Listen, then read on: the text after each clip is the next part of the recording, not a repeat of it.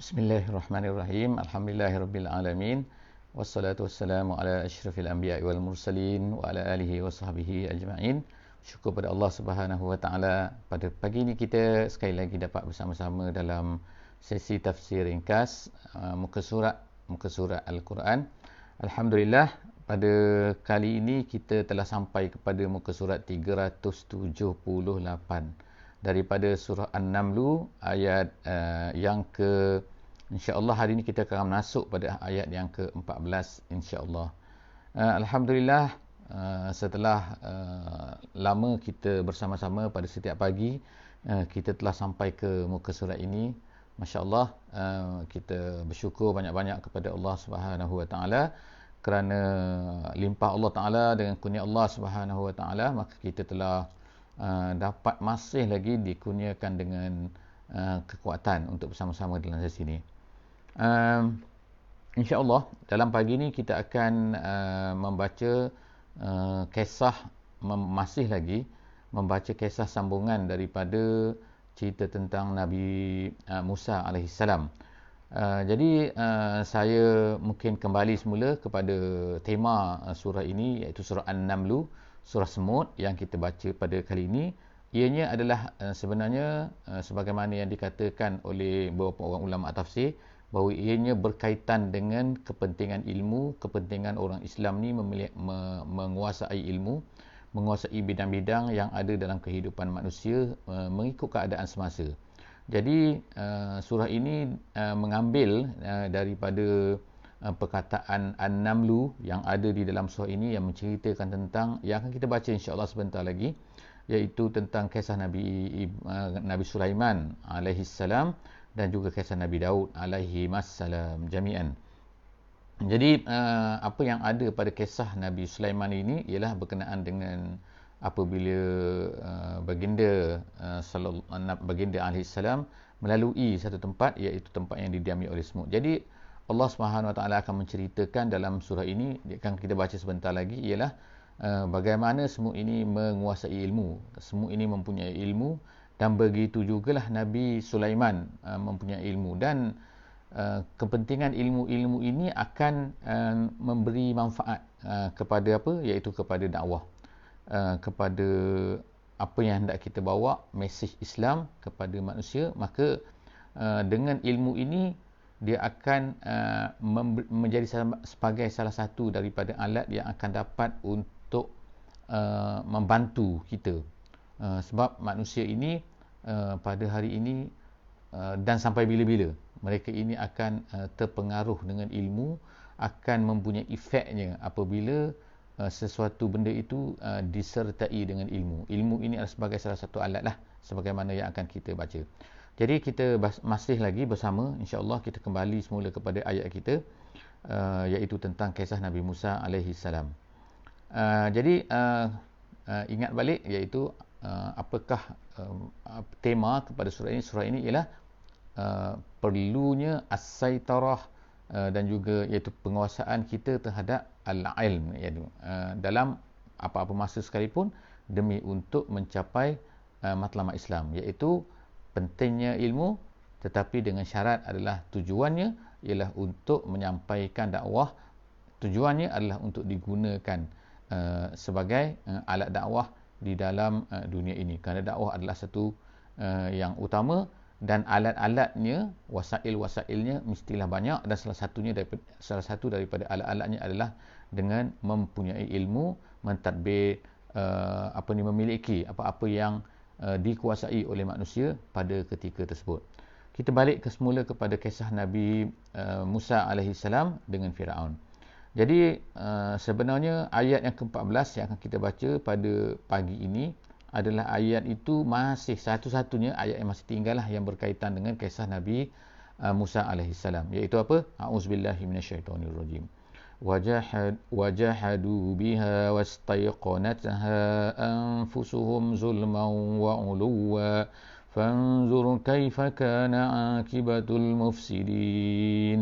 Sadaqallahul azim. Jadi ayat ini menceritakan tentang sifat manusia, iaitu yang ada pada Firaun pada ketika itu, yang dihadapi oleh Nabi Musa alaihi salam, iaitu mereka ni menentang, mereka ini mengatakan kepada Nabi Musa macam-macam perkara. Dan yang terakhir sekali yang kita bacakan dalam penghujung muka surat yang sebelumnya, iaitu muka surat 377, kita dapati bahawa mereka mengatakan bahawa Musa ini adalah seorang tukang sihir. Musa ini telah membawa satu sihir yang sangat-sangat besar, yang sangat-sangat jelas. Jadi Allah Subhanahu Wa Taala tidak menceritakanlah dengan detail, tetapi Allah Taala menceritakan bahawa pada Nabi Musa ini mempunyai tujuh apa, iaitu 7 ayat, 7 tanda-tanda yang akan dibawakan untuk berjumpa dengan Firaun. Tetapi semua tanda-tanda ini diingkari oleh Firaun, dan Allah Subhanahu Wa Taala menyebutkan di dalam kepala muka surat 378 pada hari ini, iaitu apa? Walaupun manusia ini, mereka ini mengingkari ini, jahadu ialah dalam bahasa Arabnya ialah menafikan sesuatu benda yang mana berlainan daripada apa yang ada di dalam hati manusia. Itu nama jahadu. Kalau angkaru tu lain kemungkinan makna dia. Jadi jahadu, perkataan yang digunakan oleh Allah Subhanahu Wa Taala di sini untuk menunjukkan bahawa sebenarnya mereka tahu benda tu. Mereka tahu bahawa Nabi Musa itu betul. Tapi mereka tetap juga mengingkari. Kerana apa? Kerana inilah sifat orang-orang yang menguasai sesuatu tempat, menguasai sesuatu negara, iaitu kalaulah mereka ini tidak beriman, sebenarnya kadang-kadang sebenarnya hati mereka itu beriman. Sebab tu Allah Taala kata sini wastaiqanatha anfusuhum. Tapi mereka tu, hati mereka tu istaiqanatha. Hati mereka itu anfusuhum, makna diri mereka. Jadi diri mereka tu sebenarnya adalah yakin dengan apa yang dibawa oleh Nabi Musa AS. Tetapi mereka menolaknya. Wajahadu. Kenapa? Sebabnya ialah zulman wa uluwa. Itulah dua sebab kenapa manusia, Allah Ta'ala sebut sini, iaitu kenapa manusia ni kadang-kadang dia mengingkari satu benda walaupun dia tahu bahawa benda itu adalah betul. Kenapa? Kerana zalim, dan yang kedua kerana uluwa, kerana takabur. Jadi kerana takabur ni sebenarnya menghantui, merosakkan banyak benda. Dan sebagaimana iblis yang pertama juga dihalau oleh Allah Subhanahu Wa Taala di dalam syurga. Kerana apa? Kerana dia inilah aba wastakbara. Kerana dia ni adalah merasa diri dia besar. Istakbara, kabara kan? Kabura maknanya besar. Jadi istakbara, merasa diri dia besar. Jadi sebab tu, sebab apa? Sebab dia diciptakan daripada api. Itu saja kan? Padahal siapa yang ciptakan dia? Bukan dia menciptakan diri dia. Allah Ta'ala yang mencipta dia. Jadi tiba-tiba dia merasa besar dengan apa yang telah diciptakan oleh Allah Subhanahu Wa Taala itu. Jadi begitulah manusia ini, dia menolak apa yang dia tahu bahawa benda itu adalah betul hanya semata-mata kerana apa? Kerana uluwa. Jadi Allah Taala kata fanzur kaifa kana akibatul mufsidin. Jadi tengoklah apa yang telah terjadi. Jadi ayat ini disebutkan oleh ulama tafsir, dia mengatakan bahawa apa? Ini adalah tasliyah lagi kepada Nabi kita sallallahu alaihi wasallam, iaitu fanzur, lihatlah Muhammad, kaifa kana akibatul mufsidin. Lihatlah wahai Muhammad, lihatlah wahai pendakwah, lihatlah kepada oleh kita semua bahawa apakah akibat, iaitu pengakhiran yang terjadi kepada orang-orang mufsid, orang-orang yang jahat, orang merosak atas muka bumi ini. Akhirnya mereka ini akan dihancurkan oleh Allah Subhanahu Wa Taala, iaitu ditenggelamkan oleh Allah Taala di dalam laut, sebagaimana yang berlaku kepada Firaun.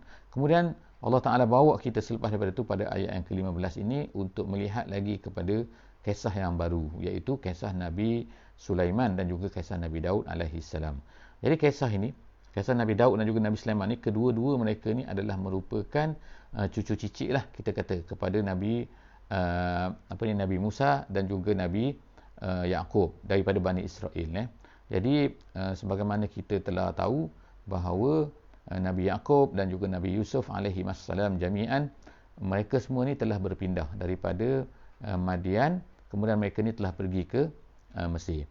Jadi apabila berada di Mesir, kemudian mereka ni menjadi ramai di Mesir dan kemudian tetapi kemudian mereka telah diperhambakan oleh Firaun, oleh orang Kipti lah pada masa itu. Jadi kemudian selepas daripada itu, mereka ni telah dibawa keluar daripada negeri Mesir oleh Nabi Musa AS, dan kemudian mereka telah disesatkan kerana kejahatan mereka.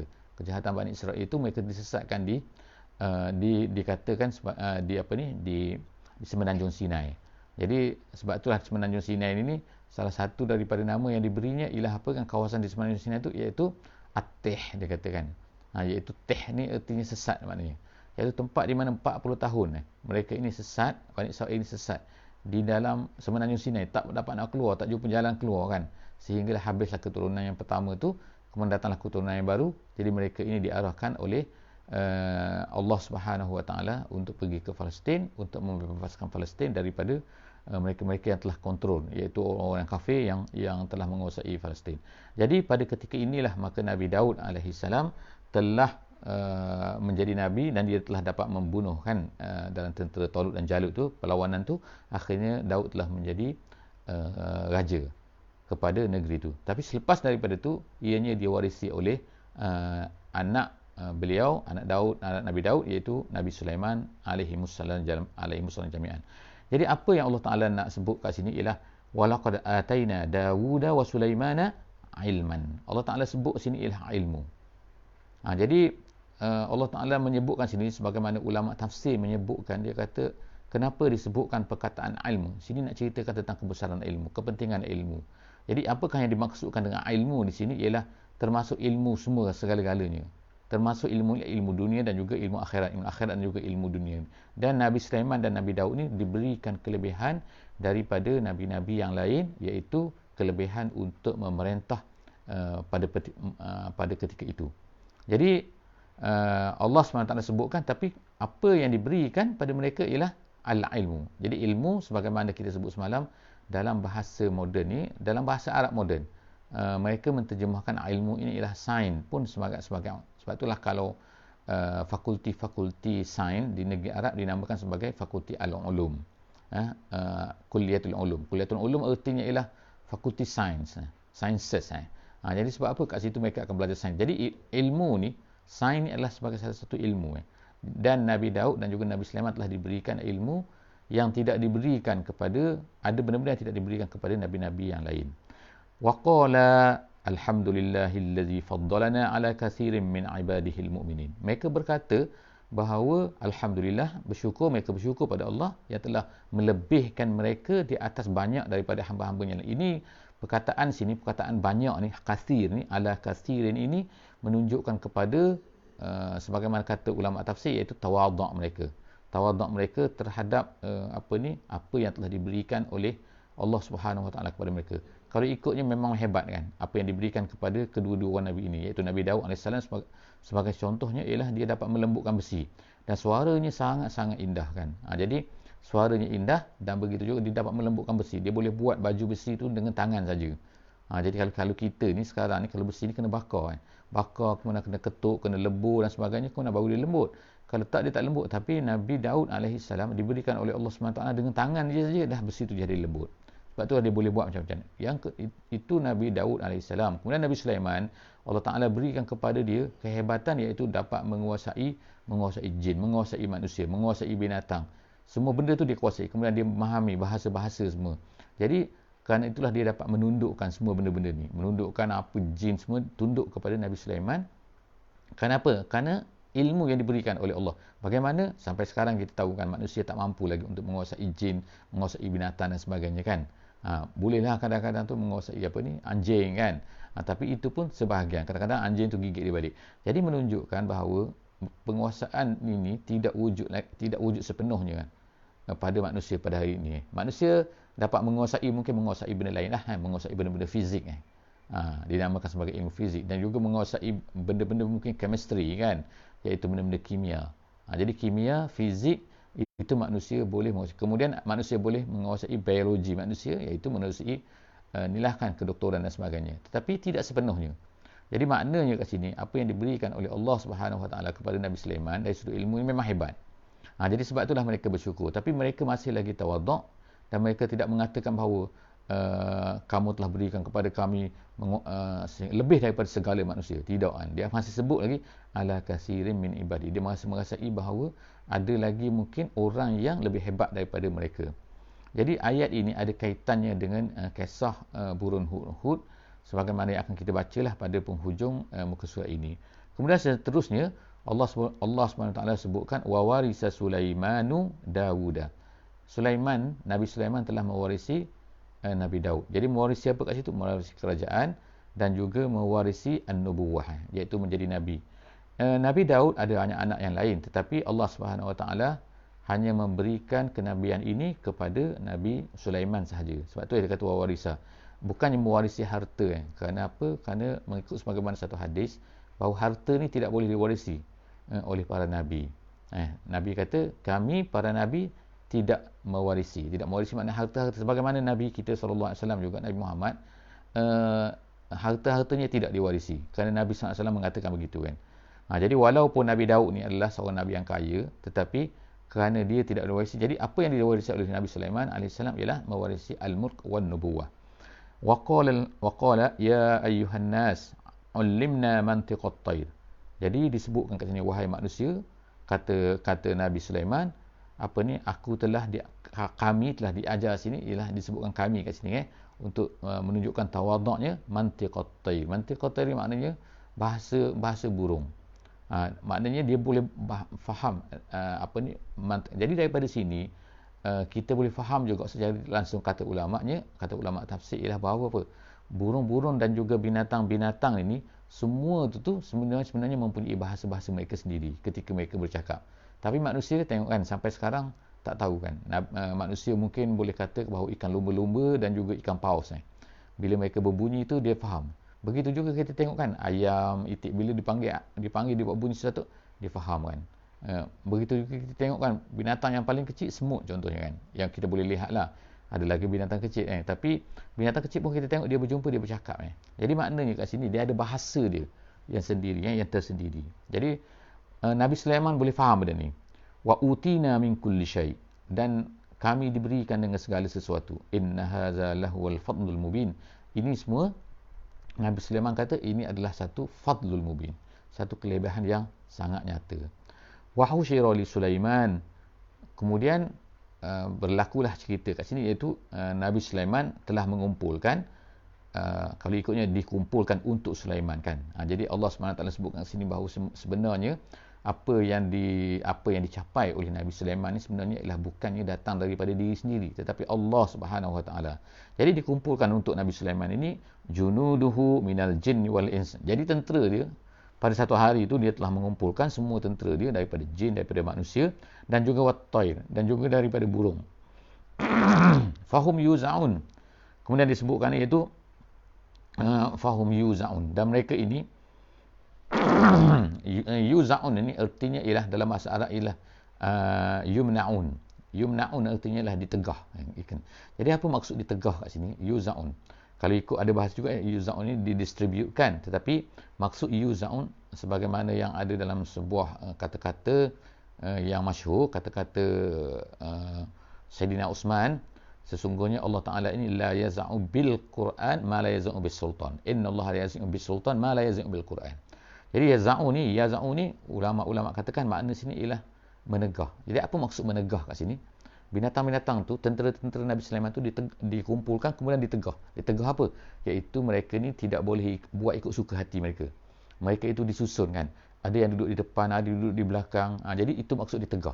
Ditegah artinya ialah mereka ini tidak boleh bergerak, berada di tempat yang mereka suka hati nak duduk. Tapi mereka ini telah disusun. Jadi mungkin ada orang kata itu didistributkan tu. Tapi maksud asalnya saya sebut ialah yuzaun, artinya ialah ditegah. Kemudian tu hatta iza atau ala wadin namli. Jadi kita sampai kepada cerita tentang wadin namli kat sini, iaitu wadi itu lembah semut. Satu tempat kawasan di mana semut ni banyak kat situ. Kemudian qalat namlatun, berkatalah namlah. Namlah ni kalau ikutnya ialah seekor semut betina. Dan menurut satu tafsir dia kata dia ni adalah raja kepada kumpulan semut itu. Apa dia cakap? Dia kata ya ayyuhan namlu, wahai semut, dia kata udkhulu masakinakum, masuk ke dalam rumah kamu semua. La yahtimannakum Sulaimanu wa junuduh, jangan nanti kamu akan dihancurkan oleh Nabi Sulaiman dan juga tentera-tenteranya.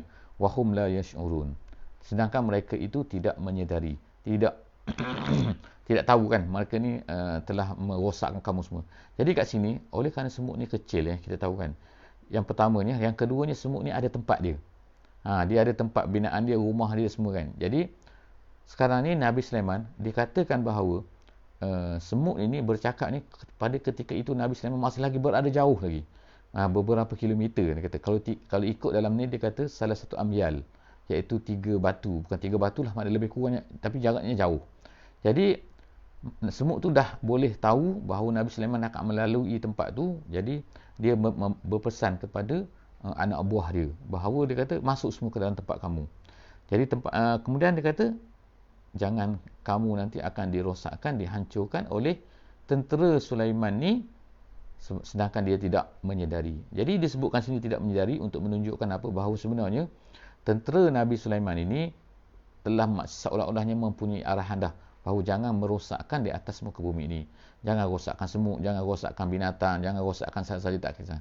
Tetapi ditakuti di sini, semut pun tahu, iaitu wahum la yash'urun. Jadi kita boleh faham dalam cerita semut ni kan, bahawa sebenarnya apa? Bahawa Allah Subhanahu Wa Taala menjadikan semua makhluk ni adalah mempunyai mempunyai, kita nak kata mempunyai hati, tetapi mempunyai hidup sebenarnya. Semua benda ni kita tengok memanglah hidup kan. Mereka, tetapi sebenarnya mereka ni ada boleh bercakap, boleh bercerita, boleh dan sebagainya. Jadi mereka ni ada alam mereka sendiri. Semua mereka ni adalah tunduk kepada Allah Subhanahu Wa Taala.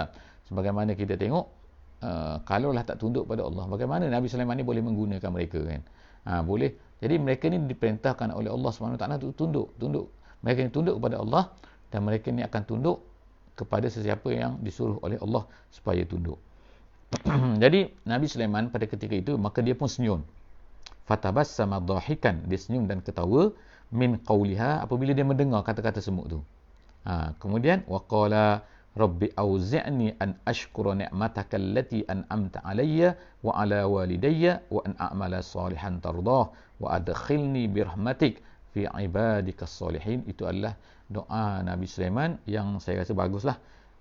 Kalau kita hafal doa ni, dan juga kita boleh beramal dengan doa ni, kita boleh membaca doa ni. Doa ni adalah iaitu minta supaya Allah Ta'ala berikan kepada kita bersyukur, menjadi orang bersyukur di atas nikmat-nikmat yang telah diberikan oleh Allah Subhanahu Wa Ta'ala kepada kita. Dan dalam doa ni Nabi Sulaiman menyebutkan kepada ayahnya, dan aku ni alhamdulillah bersyukur kerana aku ni dapat beramal dengan amalan yang soleh yang kamu sukai. Dan kemudian yang terakhirnya, masukkanlah aku di dalam rahmatmu, dan iaitu rahmat yang dimasuki, yang diterima oleh fi ibadikas solihin. Jadi itu yang penting maknanya. Walaupun dia ni kaya, walaupun dia ni hebat, walaupun dia ni boleh bercakap bahasa binatang semua, walaupun dia menjadi raja dan sebagainya, tetapi dia nak lagi, Nabi Sulaiman AS ni, dia nak lagi apa? Berada di bawah rahmat Allah dan berada bersama-sama dengan hamba-Nya yang soleh. Ayat seterusnya ialah cerita tentang Nabi Sulaiman dan juga burung hudhud. Wa tafaqqadat tayra. Jadi tafaqqada ni ialah artinya, menurut tafsir kata, ialah dia pergi bertanya khabar, kemudian pergi tanya, ngecek, gitu kan, maknanya kita tengok kan, burung-burung bagaimana semua, burung-burung mana pergi, tiba-tiba Nabi Sulaiman mendapati, faqala ma liya la aral hudhuda, mana dia kata aku tak nampak burung hudhud ni, gimana? Kemudian dia kata, am kana minal ghaibin, ke dia tak ada, ke dia hilang, ke tak datang. Sebab jadi Nabi Sulaiman ini mengajar kepada ketua-ketua, mengajar kepada orang atas, iaitu apabila tak nampak seseorang, kemungkinan dia ni tak ada, kemungkinan dia ada, saya tak nampak tapi kemungkinan dia tak ada betul. Jadi tetapi dia tidak buat assumption dulu kan, dia tak buat satu keputusan dulu, dia hanya ke ni ataupun ini ataupun ini. Jadi inilah cara bagaimana seorang ketua tu berhadapan dengan orang anak buah dia. La u'azzibannahu. Kemudian barulah dia kata, kalau dia ni memang tak ada, aku akan azab dia, aku akan denda dia, aku akan perkenakan apa-apalah kepada dia. Tapi yang terhadap burung ni, Nabi Sulaiman kata azaban syadidan au la azbahannah, ataupun aku akan sembelih dia. Itu maknanya hukuman habis tu. Kalau maknanya dia teruk sangat kan. Jadi apa kata, ataupun lagi apa dia kata, au layak tianni bisultani mubin, ataupun dia bawa datang kepada aku dengan satu sultan. Sultan ni bukan sultan tapi membawa dengan satu ilmu yang nyata, satu ilmu yang jelas, maknanya satu sebab lah, satu benda yang betul-betul clear, barulah aku nak. Kalau kita sekarang ni kan, ada apa, Oh, ada MC lah kan. Kenapa tak datang ni? Tak ada, pergi mana? Oh, tengok-tengok rupa-rupanya dia accident. Akhirnya dia bawa MC, tengok-tengok betul MC yang betul. Jadi itu maknanya adalah Sultan Al-Mubin ni. Bukannya cakap tapi mana suratnya? Itu bukan Sultan Mubin. Sultan Mubin tu ialah benda yang clear. Jadi apa yang berlaku pada masa tu ialah fama kasa ghaira ba'in. Fama kasa ghaira ba'in artinya ialah dia duduk tak berapa lama selepas